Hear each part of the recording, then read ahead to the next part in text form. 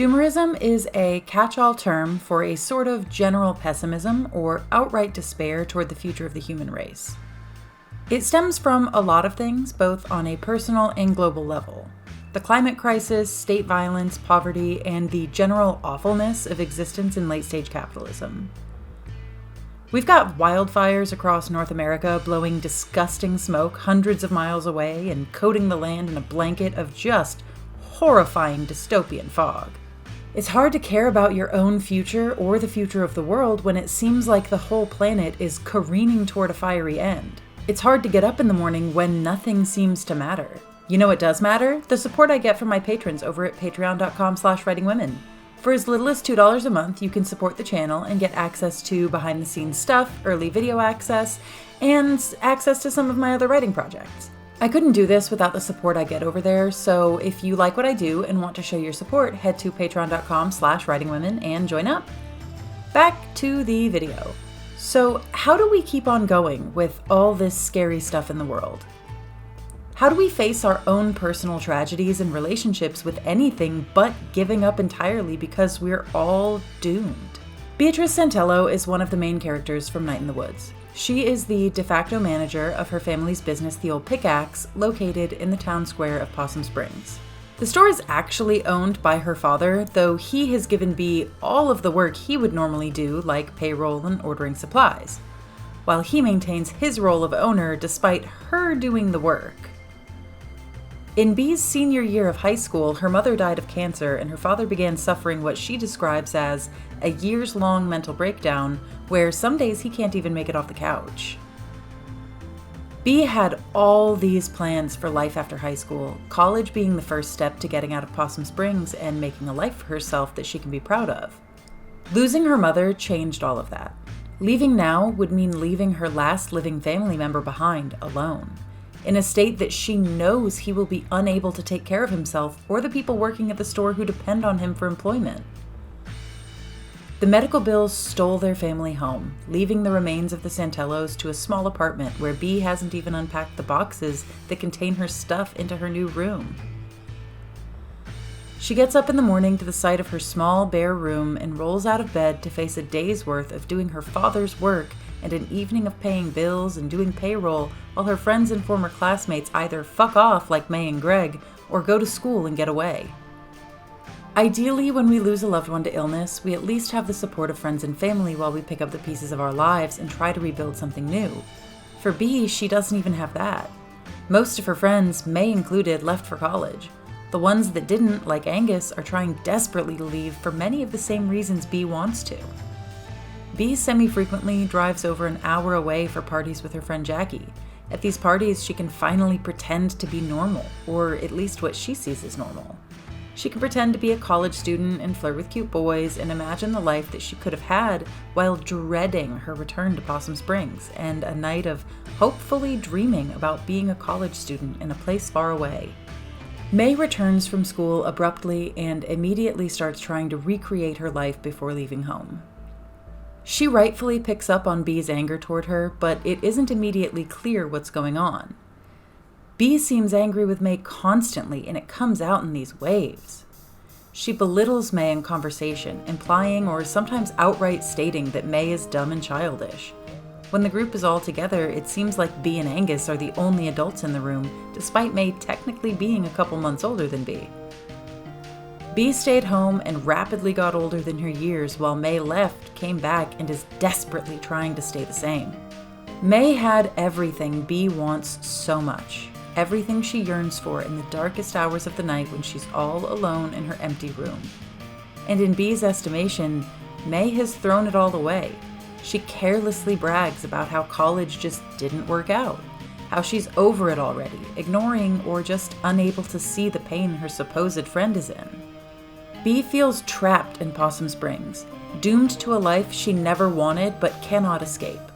On the surface, it seems like Bee would be the doomer of the group, right? Her sarcastic goth aesthetic fits pretty well with the fatalistic doomer posting you might see in online spaces.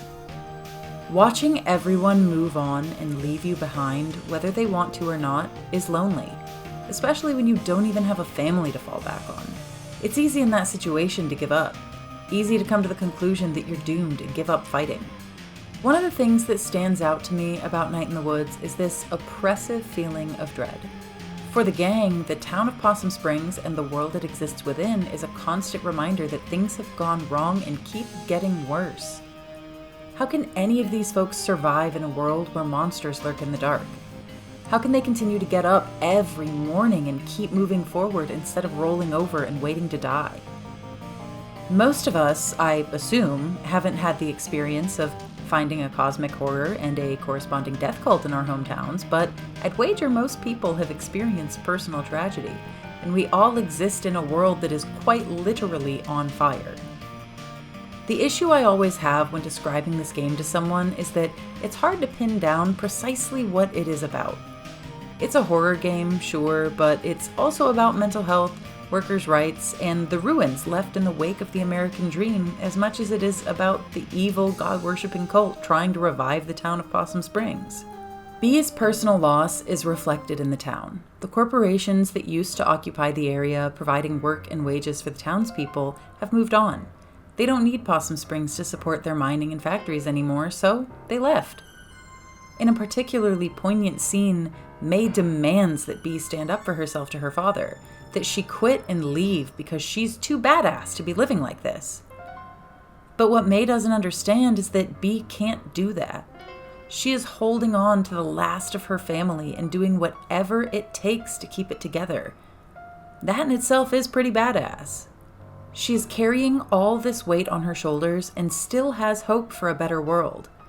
She demonstrates a very astute understanding of the systemic causes for everything that has gone wrong in her life.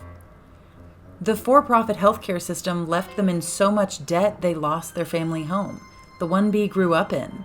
Now she has to watch some other family grow up there from the vantage point of her dingy apartment. The for-profit education system means that with all this existing debt, there is no way for her to get an education. The thing that young people are told will be their ticket to a better life. Bee is smart, she is caring and kind, even when she doesn't want to be. After a horrible fight with May, she still makes sure her friend gets home and into bed safely. She fundamentally understands that the way to a better future is through taking care of each other. This is a lesson May starts to learn as well through spending more time with Bee. Bee acts as a foil for May in the game, or vice versa, depending on which perspective you're focusing on. Through her actions, we see May's shortcomings and selfishness. Through their friendship, May learns to be a better person and to recognize that her problems aren't the only injustice in the world, and by actually sharing that burden with others, they become more manageable. Coping and healing are much more manageable when you've got support. Bee is that support for May, even when others think she doesn't deserve it, and May in turn learns to be that for Bee as well. In old newspaper clippings, we can see what Possum Springs was like in the past. They paint a picture of a place that was actually fun to live in, full of successful achievements of the picket fence dream. A far cry from the empty and graffiti-covered buildings we see in our part of the timeline. The town council won't go down without a fight, but their attempts to drag the town back into some semblance of success don't seem to be working. Neither, in fact, do the efforts of the spooky cult. They are actually willing to kill, or in the council's case, let people die, for a chance at bringing the town back a fraction of its former glory. But they only sacrifice other people for this goal. The people they deem unworthy, the punk kids around town and drifters who ride in on the railway line, the useless undesirables of society that are the real reason things have gotten so bad here. The cult represents everything Bee could have become. Angry, bitter, and resigned to cruel, drastic measures to get back the things they think they have lost. They have a doomer attitude about their town and fully believe that nothing but an act of some dark god can save them from catastrophe. And when confronted with this attitude, Bee immediately shuts it down. She rejects them, and as a result, the doomeristic views they vomit all over the screen. These old men are right to feel like something is wrong, because something is very wrong in their town. They're just too selfish or short-sighted to see that the problem is systemic. The way to fight back against late-stage capitalism is to advocate for a world where people won't be left behind when industry no longer sees a profit in their existence. A world where people don't have to be homeless when there are just so many homes sitting empty because the owners lost it to the bank and were put out on the street. A world where a random illness steals your mother and the vampires who thrive on illness suck you dry without even managing to save her life. The cure for doomerism is to care about other people and want them taken care of as much as you want that for yourself. Then doing something about it. Turns out the real horror was capitalism all along. I don't know if you can tell, but I deeply love this game. To me, it so clearly shows the horrors of living in the modern world where mental health care is often ill-equipped to help people who are also experiencing poverty and personal loss. The specter of capitalism looms over the town of Possum Springs like the black goat lurking below, waiting to devour anybody deemed as unproductive or unworthy of being considered fully human and deserving of basic rights. Thanks for coming with me on this journey. Bee is probably my favorite character in this game. I have a lot in common with her, and with May for that matter. Doing this deep dive into her character has really been a joy, and I hope you liked it as much as I liked writing it. Next up will be a character analysis of Greg and Angus together. Thank you so much to my lovely patrons. I couldn't do this without you. If you'd like to join my lovely patrons, you can find me at patreon.com/writingwomen, like I mentioned before, and support for just $2 a month. My patrons are up on screen right now, and this could be your name in the next video. I post personal blogs on there, along with some behind-the-scenes content and early video access. Maybe I'll see you over there sometime soon.